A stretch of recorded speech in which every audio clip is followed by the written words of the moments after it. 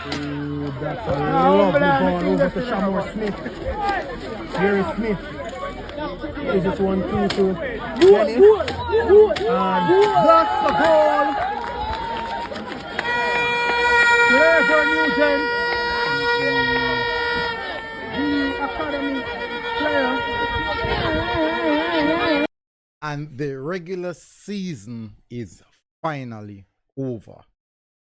Relegation and top 6 has been officially confirmed. But there are still issues with regards to the Mount Pleasant situation. It's still undecided as yet. But information on that will be releasing quite soon.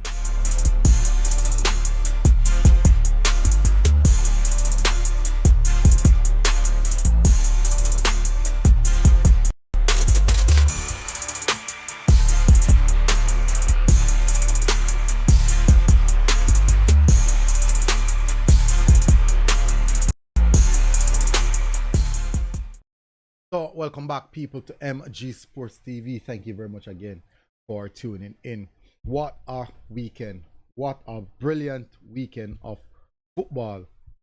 Now, we already know, technically just one team officially was officially confirmed. Their destiny was sorted out maybe about 3 or 4 match days ago. Other than that, everyone else was nail biting stuff on the final day. We're going to get into it. So before we do that, please hit the like button, hit the subscribe button. Thank you very much again for tuning in. Let me just get the details up here. Match day 39, final game week. So let's start it off with Arnett Garden versus Abau. This game was a must-win game for Arnett Garden to secure top 2 position.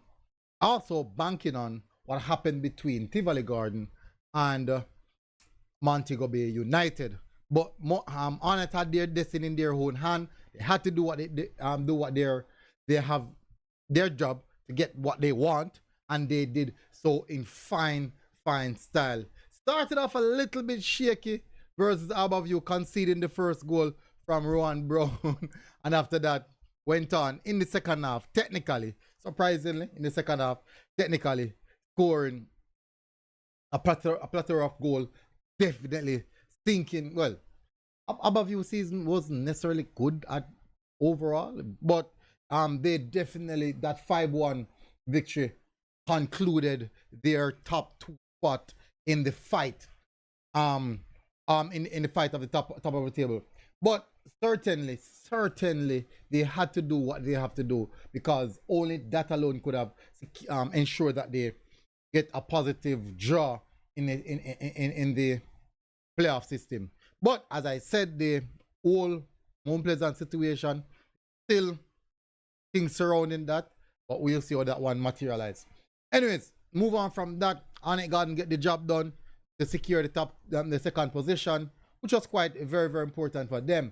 Next up we have on the agenda is Cavalier FC versus Molynes, and luckily for Molynes, this was a must-win game for Molynes, and also, well, it wasn't a must-win game.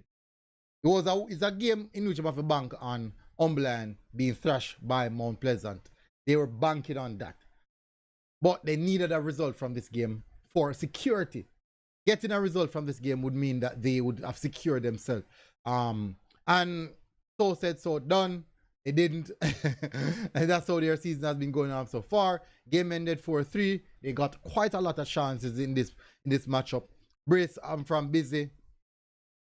And quite a few questionable goals conceded by Jaden White. But at the end of the day, Cavalier still came out victorious from that game. And Molynes was just under par, as we have seen so far throughout the entirety of the season. Next up, we have Umberland versus Mount Pleasant. That is the game. And this game, let me tell you, Umberland, if you're going to play against a Mount Pleasant team of that nature and you can't get a result, you can't give yourself a reason to say you want to stay in the Premier League. If the top of the, well, it is a top of the table team, but the squad that they feel wasn't necessarily a strong squad. They have to be resting players looking forward to, are getting some players who haven't gotten a lot of game time so far this season to stretch them legs basically.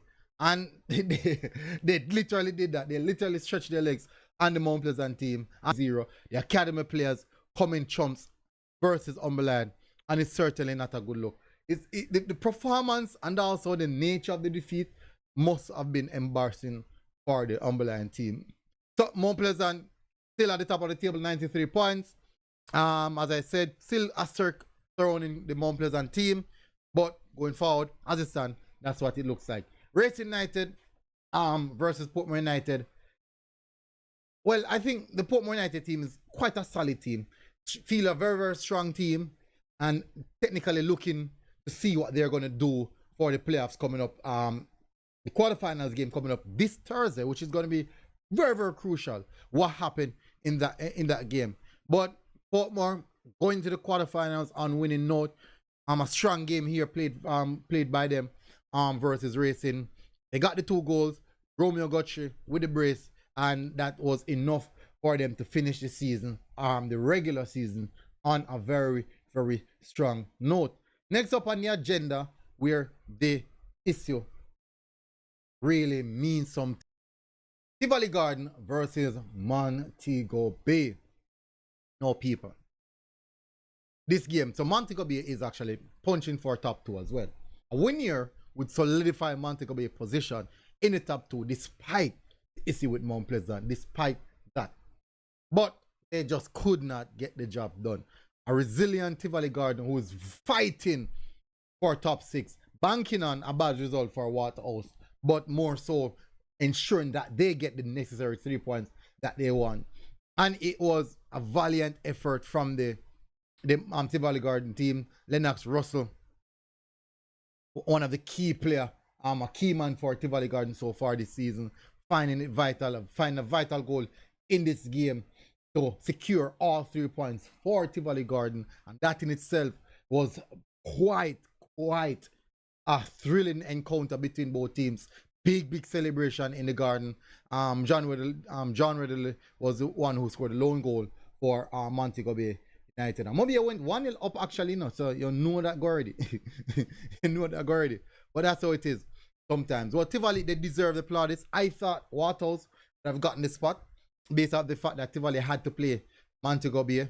But well done to Tivoli Garden, securing that top 6 position. Then we have Vere Phoenix United versus Chapelton. Technically a dead rubber game. There's not much in this game, but still Chapelton, newcomer into the league, showing their class, finishing the season quite strong. Actually, after a little bit of struggle, they finished the season very, very strong, I have to say.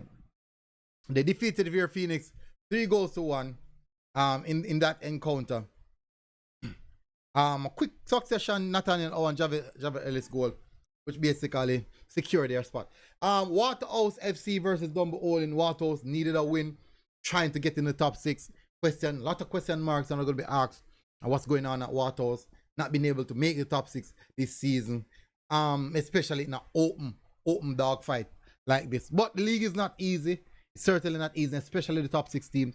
It's definitely not easy. They got Dunbeholden. They dispatched Dunbeholden. Dunbeholden is safe, not playing for anything at all. And certainly Waterhouse did the job that they had to do. But unfortunately, Tivoli got the 3 points from Montego Bay. Let me just bring up the table. This is what the table looks like, people. Yeah, as you can see, Mount Pleasant on top on 93 points. Arnett Garden second on 76 points. And Montego Bay on 75 points. Cavalier in fourth on 69 points. Portmore United in fifth on 66 points. And Tivoli Garden, 6th position, securing that top 6 player spot on 56 points. Well, 58 points, just goal difference technically separate them and Waterhouse. That's why it's so important to score quite a few goals in the season. You see how important goal difference should turn out to be now. Then Thrasher, I think they beat Vere bad, beat Abau bad as well. So that in itself was quite helpful for them now. Relegated team is Molynes on 33 points, and Vere Phoenix at the bottom of the table on 23 points. Only 5 wins for Vere Phoenix throughout the season, 7 wins for Humble Lion. That in itself is just not good enough. Totally not good enough.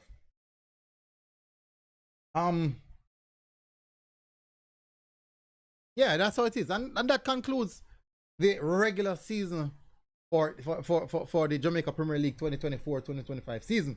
Going to the playoffs, I'm going to do a different playoffs video. So look out for that one. So big up on yourself, people. Smash the like button, hit the subscribe button. This season has been epic. I mean, big up on yourself, people. MG Sports TV. Oh, God bless. Outside.